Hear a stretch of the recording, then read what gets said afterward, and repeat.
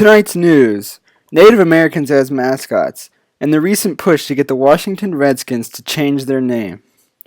First off, I would like to inform our viewers about the long history of opposition against Native Americans as mascots by no one else but Native Americans themselves. Although the mascot debate seems to be a recent issue due to it being trending in the media lately, Native Americans have been fighting racism in the media for a long time, and the mascot issue in particular is no new conflict. In 1968, the National Congress of American Indians, NCAI, launched a campaign to address stereotypes found in the print and other media. The first protest about the Cleveland Indians mascot was in 1970.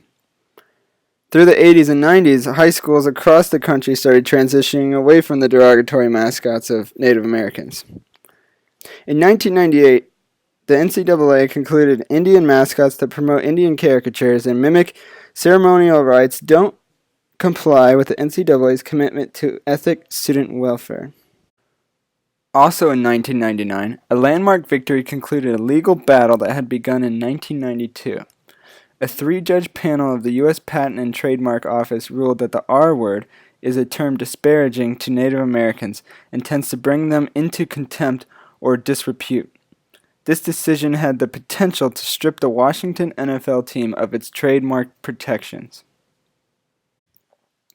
In 2001, the Seminole, Cherokee, Choctaw, Chickasaw, and Muscogee nations, representing over 400,000 people throughout the United States, passed a resolution to eliminate the stereotypical use of American Indian names and images as mascots in sports and other events, and to provide meaningful education about real American Indian people, current American Indian issues, and the rich variety of American Indian cultures in the U.S.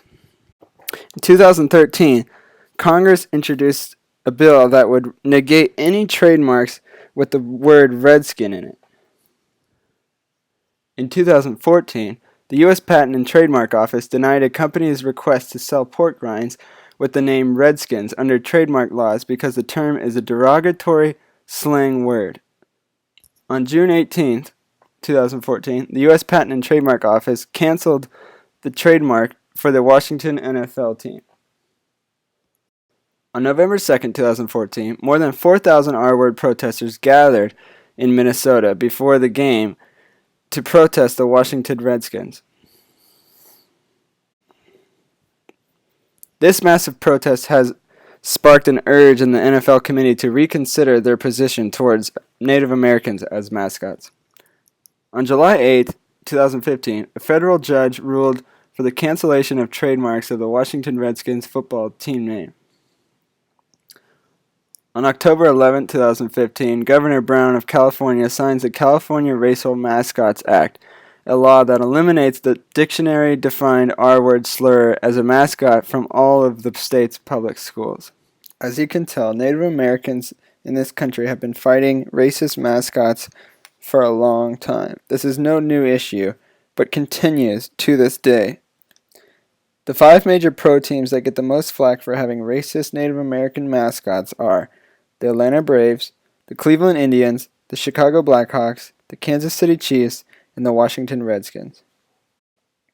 Recently, the Washington Redskins have been getting the most flack because not only is their logo and mascot racist, but the actual team name, Redskins, is a derogatory term that directly puts down Native Americans. You might be thinking to yourself, why does this matter? Why are Native Americans upset? Why are the logos considered racist, harmful, and disparaging to Native Americans?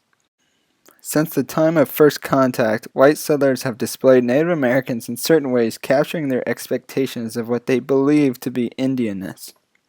2 classic examples of these expectations are the barbaric savage and the noble savage.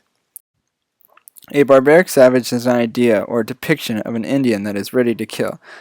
A barbaric savage is a warrior, a primitive creature that kills for pleasure, an animalistic, uneducated man.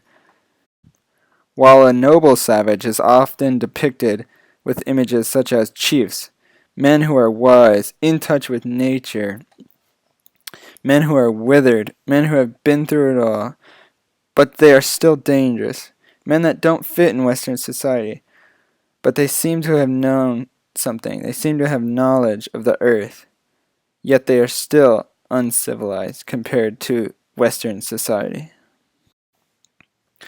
Both of these expectations keep Native Americans as people of the past. These expectations are disparaging to the Native Americans. They keep them down in society. The idea of Native Americans as savages, as ruthless killers, as warriors, as in touch with the nature, as primitive, as uncivilized, keeps them down in society. This is racist, and this is not right. Looking at one specific image now, we see a painting by Bunky Echohawk, a Native American Pawnee himself who fights every day for progress and change. This image should show you what Native Americans actually think of mascots. This painting is titled Not Your Mascot. Bunky Echohawk himself is unexpected. He doesn't fit into any Western culture categories of Indianness. He himself subverts expectations as he shows Native Americans as people of the present and not people of the past that have long since gone. These logos and mascots further the expectations of Indianness and keep Native Americans as people of the past. They keep Native Americans down in society, and they are racist. The Washington Redskin logo and name itself is an expectation of Indianness by Western society, and Native Americans are starting to come together and stand against it. Let's listen to what Native Americans actually think of the Washington Redskin logo. Seminole, Seneca, Mohawk, and Creek. Mills, Will Rogers, Geronimo. Unyielding, strong, indomitable. Native Americans call themselves many things. The one thing they don't.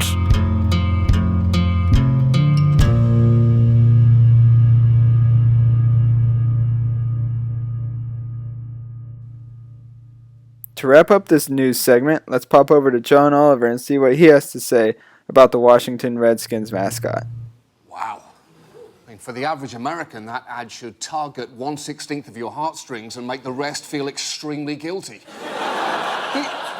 The strongest possible pushback you can have after watching something amazing like that is, yeah, but...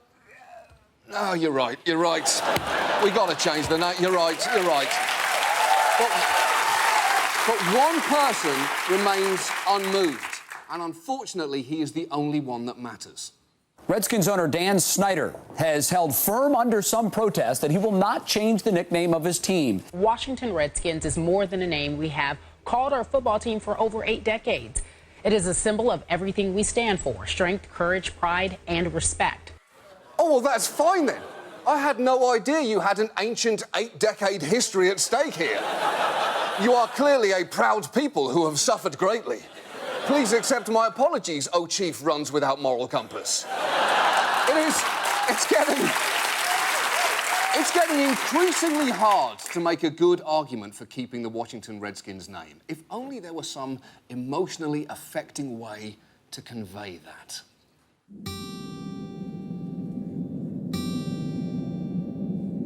There are many positions that can be defended. Steven Tyler still got it. Cauliflower is the king of vegetables. Camping is actually fun.